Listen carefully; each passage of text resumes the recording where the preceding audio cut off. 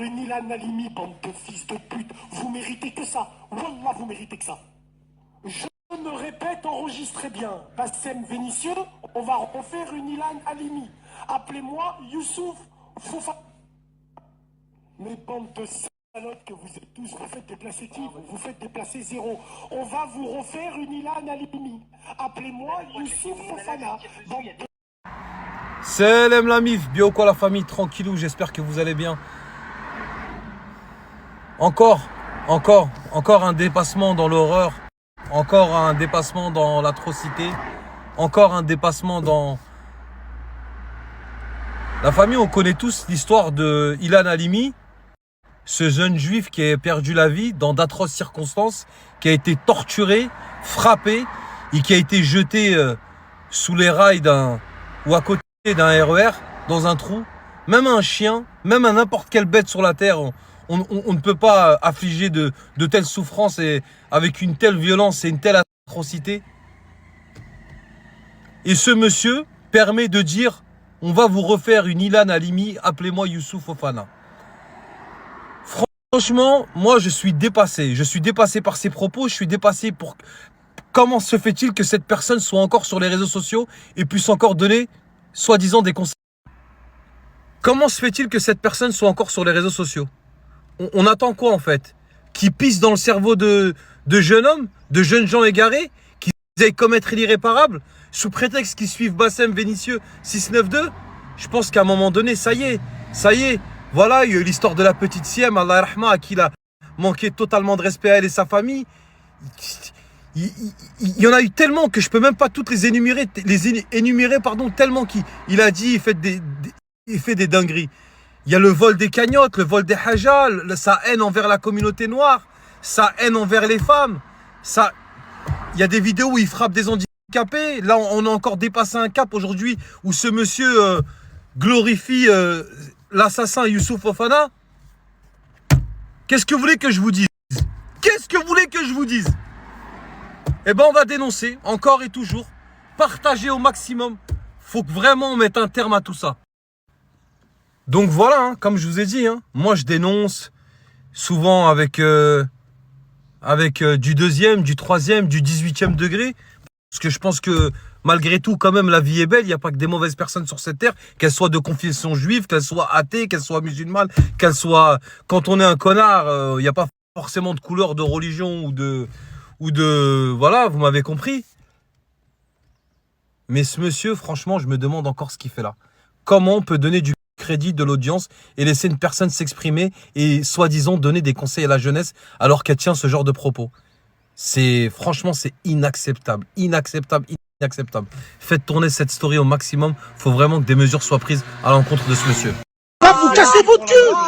Toute la ligne 4 là, de Château Rouge et tout le reste, Châtelet-Léal, tous ces blacks là, on va vous péter votre cul. Moi je veux la guerre avec vous, la tête de ma mère.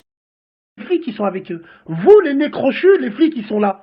Parce que depuis la nuit des temps, vous faites la culture de la victimisation, bande de fils de pute. Parce que vous êtes des fils de pute. Toutes vos mères, c'est des putes. Elles ont trompé vos grands-pères avec les générales du 3e. Donc voilà la famille. Voilà les propos tenus par ce monsieur Bassem Braiki depuis tant d'années sur les réseaux sociaux. Ça peut plus durer.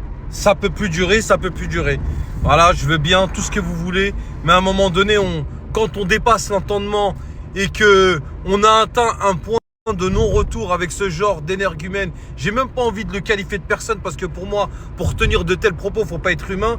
Et c'est ni de la lèche envers les blacks, envers les juifs, envers qui vous voulez. C'est juste une question d'être un être humain. Moi, comme je vous ai dit, j'ai grandi avec tout le monde. Et c'est pas un discours que je dis pour plaire à tout le monde. C'est une réalité, c'est mon vécu. Moi, dans la vie, j'ai des juifs qui m'ont tendu la main, j'ai des noirs qui m'ont tendu la main, j'ai des gens qui étaient athées qui m'ont tendu la main, j'ai des femmes qui m'ont tendu la main, j'ai des vieux qui m'ont tendu la main. Et j'ai eu une expérience de la vie avec l'être humain et pas avec la race et la religion. Et je sais qu'il y a des bons dans tout corps, dans toute couleur de peau, dans toute religion. Il y a des gens comme ça. Et ce monsieur... La famille, je ne vous l'ai jamais demandé, mais aujourd'hui, je vous le demande. S'il vous plaît, faites tourner cette story au maximum. Faut vraiment que cette story fasse du bruit et que les gens prennent conscience de la dangerosité de ce monsieur. Parce qu'un jour, il va y avoir un meurtre, il va y avoir une tuerie, et ce monsieur-là dira, mais moi, j'ai rien à voir. Moi, non, moi, je donne des conseils. Moi, j'ai pas dit ça. Et vous connaissez ses propos, vous savez comment il est et comment il dévie toute responsabilité. Il dit, non, moi, c'est pas moi, j'ai rien à voir. Lui, il envoie les gens au front, il envoie les gens dans la merde, il engraine les communautés à s'entretuer, tout ça chez lui avec un joint dans la bouche. La famille, ça peut plus durer. Faites partager cette story au max, je compte sur vous. Et la famille, je vais vous dire une chose, c'est à cause de ce genre de fils, vous m'avez compris, que les gens nous aiment pas. Que les gens nous aiment pas, les Maghrébins, qu'ils ont des a priori sur nous. C'est à force de ce genre de comportement, de ce genre de paroles dites comme ça, sur les juifs, sur les noirs, sur les nananis, sur les nananas, qu'on met tout le monde dans le même sac. C'est à cause de ce genre de personnes que les Maghrébins, on est mal vus. Je vous promets que c'est une réalité. Que vous le vouliez ou non, c'est vrai. Les gens qui ne sont pas de ce milieu-là, qui ne sont pas de la confession musulmane, qui ne sont pas du quartier, qui ne sont pas... Quand ils voient un banlieusard comme ça, parler comme ça, ils nous mettent tous dans le même panier. Alors qu'on n'a rien à voir avec ce genre de bâtard. Mais vraiment rien à voir. C'est très très important de le dire. Et son soi-disant combat contre le métissage, ouais, faut garder nos pays. Mais même les Maghrébins, tu brûles le passeport de ton pays. Quel Maghrébin fier pourrait faire un truc comme ça? Et le Maroc, l'Algérie, la Tunisie, ça fait un siècle que les gens ils se métissent. Tu vas au bled, c'est toujours la même chose. Il y a toujours nos traditions, il y a toujours les anciens, il y a toujours nos origines. Elles sont là-bas, elles n'ont pas bougé. Et c'est même encore mieux en 2023. Parce que les jeunes issus de l'immigration, ils reviennent vers leur pays d'origine. Ils essayent de le monter, ils essayent de faire des choses dans leur pays. Donc ton discours, il est totalement faux. C'est juste un discours de haine et un discours qui mène nulle part. C'est de la méchanceté gratuite. Parce que lui, à l'écouter, t'as l'impression au Maroc, en Algérie, en Tunisie, tellement les gens se sont métissés, on dirait il y a des Timals qui tiennent là-bas le pays. Alors Timal, bougon moi. Oui, on a repris le Maroc et l'Algérie. Tu veux manger du boudin blanc, mon frère. T'écoutes Bassem, l'Algérie, le Maroc et la Tunisie, c'est ça, frérot. Mais jamais de la vie, la famille. Arrêtez d'écouter ce mec, il est dangereux.